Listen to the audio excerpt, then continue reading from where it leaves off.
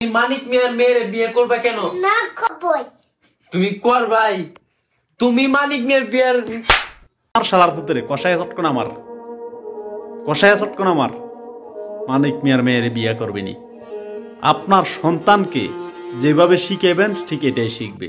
ছোট একটা পিচ্চি বাচ্চা, এখনো প্যাম্পাস করানো লাগে তার মা, পায়খানা করলে পানি খরচ করতে পারে না, খাইতে গেলে বইতে পারে না, কন্টেন্ট তৈরি করতেছে মানিক মিয়ার মেয়েরে বিয়ে করবে না। পিচ্চি বাচ্চা কানের নিচে মারছে একটা কি চাইয়া।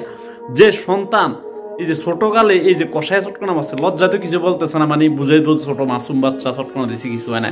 ঠিক এই সন্তানেই তারা বড় হইলে আরো জোরে জোরে কষায় চটকনা দিব, কারণ তারা এই অপরাধ ছোটবেলা সন্তানকে মানুষ না বানাইয়া অমানুষ বানাইতেছে। যে ছিলেন বিয়ের কি জিনিস বোঝে না, সে নিজে টয়লেট করতে পারে না, পায়খানা করলে পানি খরচ কেন লাগে আরেকজনে, নিজে খাইতে পারে না, ওই ছেলের বিয়ার কথা শিখাইতেছে মানিক মেয়ের মেয়ারে বিয়ে করব।